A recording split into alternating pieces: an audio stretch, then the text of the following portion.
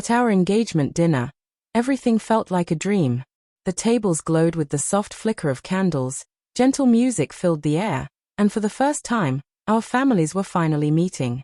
My stomach fluttered with a mix of nerves and excitement, certain I was stepping into a brand new chapter of my life with the man I adored. Ethan, my fiancé, looked so handsome that night. He kept my hand in his, smiling at me in a way that made the room seem warmer every time our eyes met. It was perfect, until I opened my mouth and said something I could never take back. I've always been the funny one in my circle. Quick wit and sarcastic jokes were my comfort zone. I'd occasionally push things too far, but most of the time, people laughed it off. That evening, when it came time to give a little toast, I thought I'd keep things light-hearted with some humor. I began teasing Ethan, joking that he wasn't exactly the most masculine guy I'd ever dated. Everyone chuckled at first, including Ethan, though I caught a flicker of something in his expression. His smile didn't quite reach his eyes. But instead of stopping, I pushed on. I told a story about the time he screamed louder than I did when a spider appeared in my apartment. The laughter was polite, but I felt the mood shift ever so slightly. My best friend shot me a warning glance, a silent plea to stop. I didn't listen. I thought I was just making the moment fun.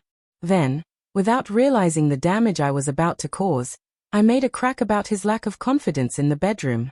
I'd meant it as a joke, but it landed like a slap. The laughter this time was uncomfortable, hesitant. When I looked at Ethan, he wasn't laughing at all. He stared down at his plate, jaw clenched, face pale. My stomach knotted. It hit me then. I'd embarrassed him in front of everyone who mattered most. Our families, our friends. And for what? A couple of cheap laughs. After dinner, he said very little. As we walked to the car, I reached for his hand, but he gently pulled away. I just need some space tonight, he said quietly. No raised voice, no anger, just cold, flat words that hurt more than shouting ever could. The next morning, I woke up to find he was gone. Not just out for a walk, gone. He'd packed a bag and moved out of our place. On the kitchen counter was a short note that felt like a knife to the chest. *I thought you respected me. Last night showed me otherwise. I need to rethink everything. I called him again and again. No answer. His phone eventually went straight to voicemail. I sent texts, emails, begged for a chance to talk, but was met with nothing but silence. The guilt was crushing. I replayed the dinner over and over in my mind, wishing desperately I could turn back time and stop myself before I spoke. A few days later, a courier arrived at my door carrying a small box. Inside was the engagement ring. No note, no explanation. Just the cold, heavy symbol of a future I'd thrown away with my own words. I remember the moment vividly. Tears streamed down my face as I held it in my hand, realizing I had ruined something precious with a careless joke. Not long after, I heard from a mutual friend that Ethan had left to stay with his brother in another city. He wasn't ready to speak to me. He'd told them he still loved me, but that love wasn't enough if he couldn't trust me to protect his dignity. That sentence echoed in my mind for days. Soon after, I started therapy. I needed to face the truth about why I used humor to shield myself from true closeness, why I had humiliated the person I loved most. Slowly, I began uncovering parts of myself I had ignored, the insecurities, the thoughtlessness, the fear of vulnerability. I knew I had a lot of growing to do before I could truly be a good partner to anyone.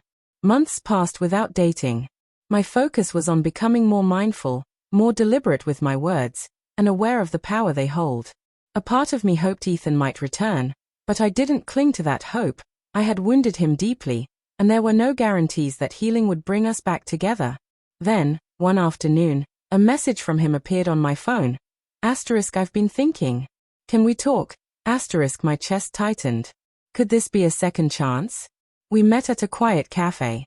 He looked different, stronger, more grounded. We spoke for hours. I offered him a heartfelt apology with no excuses, and he listened. He admitted he still cared but was unsure if he could ever fully trust me again.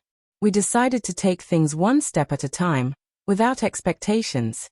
It's been a year since that day.